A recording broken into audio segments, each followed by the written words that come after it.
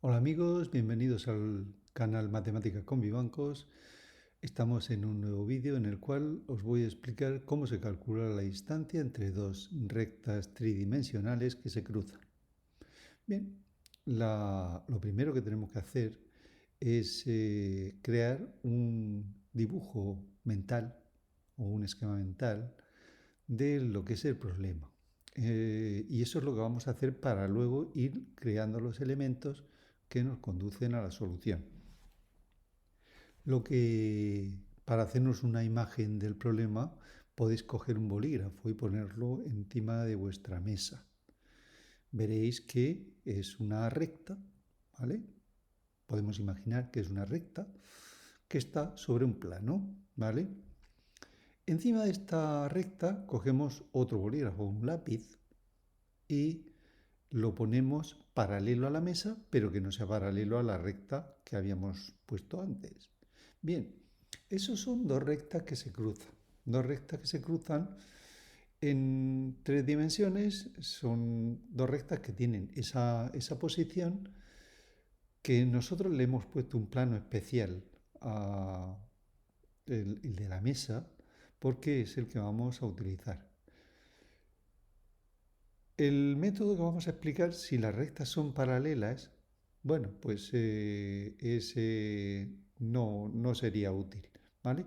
Por lo tanto, estamos hablando de dos rectas que se cruzan o que se cortan. Si se cortan nos va a dar cero sin ningún problema. Y por lo tanto es válido tanto si se cruzan como si se cortan. Bien, imaginamos que la mesa es la recta S, perdón, la recta S es el bolígrafo que está o el lápiz que está encima de la mesa. Esta, ¿vale? Y la superficie de la mesa es esta que veis aquí representada, ¿vale? Digamos apoyada en la recta S o la recta S apoyada en la mesa, que es lo que está pasando. Y mientras que R es esta otra que la hemos puesto paralela a la mesa, pero no paralela a la recta S, es decir, al bolígrafo que habíamos puesto encima de la mesa. Bien, vamos a ver cómo se hacen los cálculos y para ello tenemos dos rectas, R y S, puestas en forma de ecuación continua. La ecuación continua, para que la podáis identificar, es esta que tenéis aquí, ¿vale? Y vamos a calcular los datos de cada una, ¿vale? En primer lugar, vamos a calcular los datos de R. Y de R vamos a tener D sub R, que es el vector director, es decir, el vector que lleva la dirección de la recta, que es 3, 1, 2. Son los denominadores de la ecuación continua. Si no tenemos la ecuación continua, ¿cómo lo vamos a hacer? Bueno, pues si no tenemos la ecuación continua, haremos para encontrar las ecuaciones paramétricas y las cantidades que multiplican al parámetro son las componentes del vector director, ¿vale?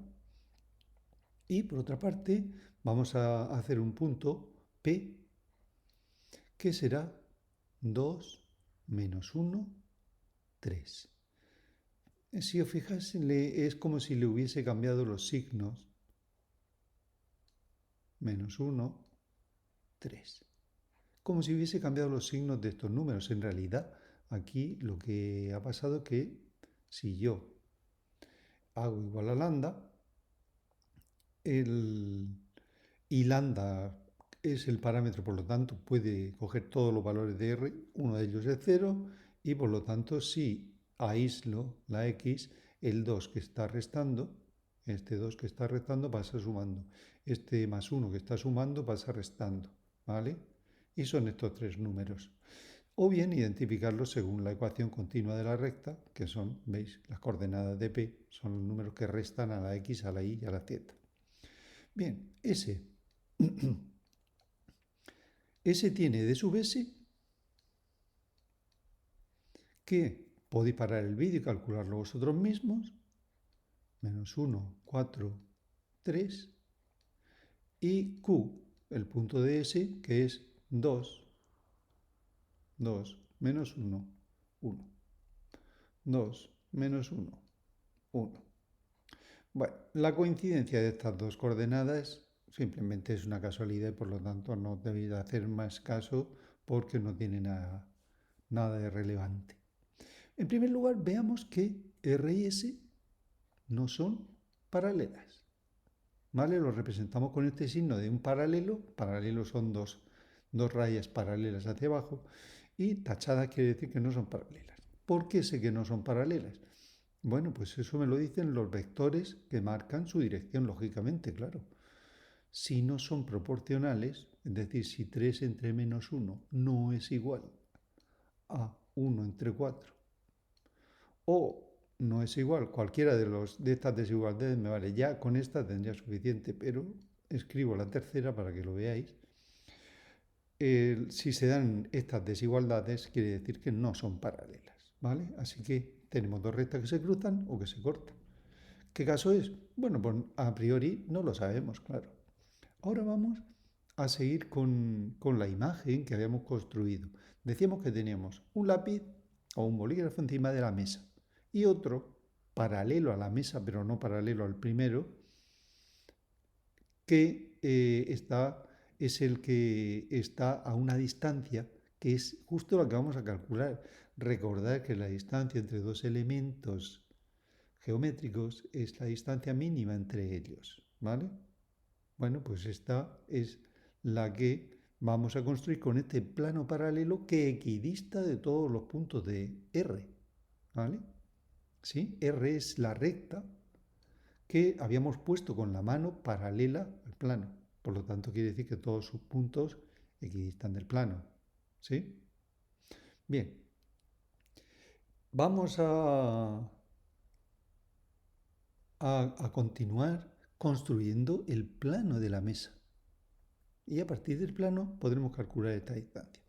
Para calcular el plano de la mesa vamos a construir un plano tal que S esté dentro del plano que vamos a construir. Y además se tiene que cumplir que R, el bolígrafo que hemos puesto encima, a una distancia de la mesa, quiero decir, sea paralelo al plano. ¿Cómo construimos estas dos condiciones? Bueno, pues una forma sería construir el determinante que nos sirve para calcular la ecuación de un plano, x menos un punto, que sería x menos 2. Estamos copiando literalmente la cabecera de S. Y más 1 y z menos 1. Con esto, con esta primera línea que hemos conseguido que el punto de S está dentro del plano pi. Por otra parte, uno de los vectores directores del plano tiene que ser, recordad que los vectores directores del plano son infinitos, pero estos dos, con dos tendremos suficiente para construir el plano siempre que sean linealmente independientes, es decir, que no sean paralelos. Eso ya lo hemos comprobado aquí y es estupendo, ¿vale? Así que menos 1, 4, 3, que es el vector director de S. Con esto estamos cumpliendo la primera condición. Y la segunda condición, que sea paralelo a R, pues muy fácil, poniendo el vector director de R. 3, 1, 2. Este vector director de aquí. Esto es igual a 0. Es la fórmula para calcular un plano, ¿vale? En otro vídeo explico de dónde sale esta fórmula y por lo tanto aquí no lo voy a explicar ya. Vamos a desarrollar este determinante y lo vamos a hacer por adjuntos, ¿vale? Hay muchas maneras de hacerlo. Así, x menos 2 entre paréntesis multiplicaría al determinante, que es el menor complementario. 4, 3, 1, 2, ¿vale? Menos, acordad que este signo es un menos porque tiene signo alternado. Y más 1,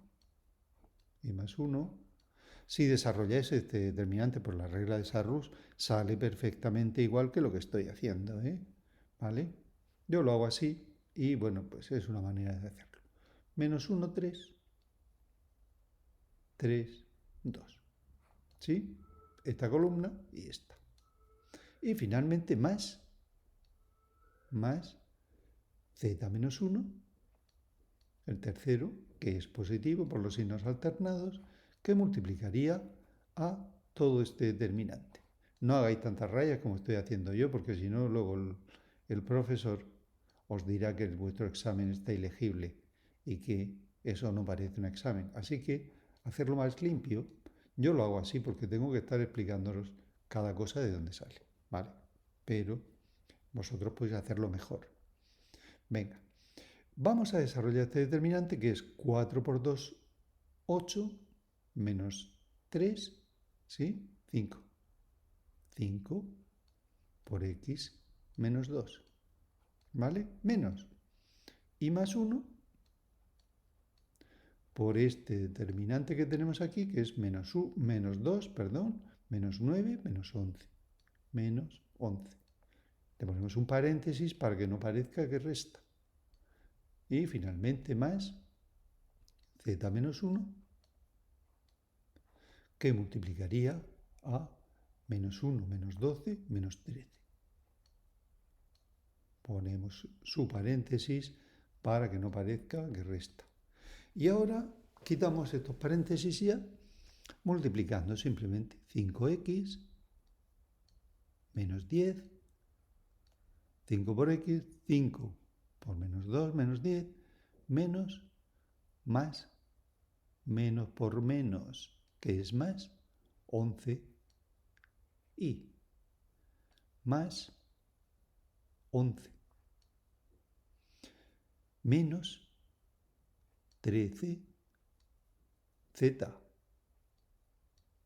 y más 13.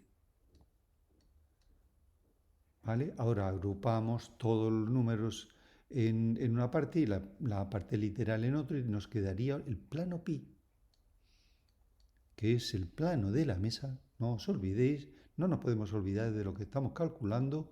Es 5x más 11y menos 13z más pues el número que salga aquí. Menos 10 más 11 es 1, más 13 son 14. Más 14. Bueno, pues aquí lo tenemos, el plano que queríamos construir, la mesa, ¿vale?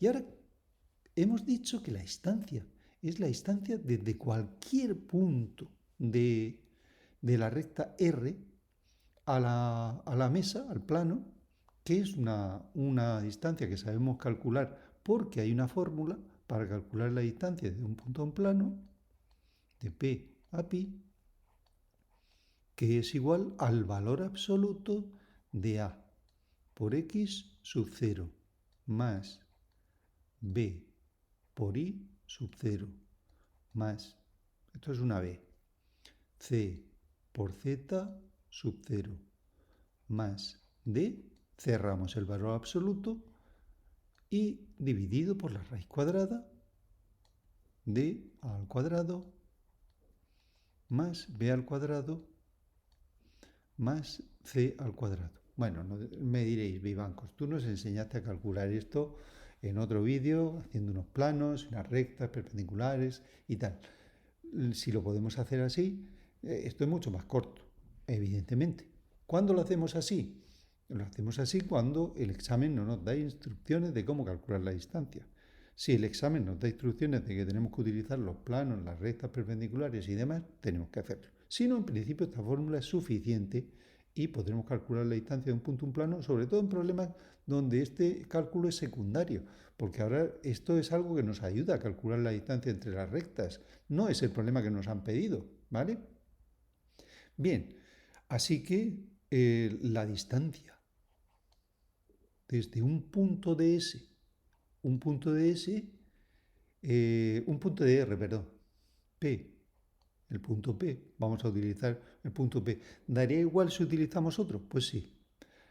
al plano pi va a ser la misma que la distancia desde R a S, ¿vale? Es decir, hemos transformado el problema, que era más o menos complicado, en un problema mucho más sencillo y que se reduce a la fórmula esta que tenemos aquí.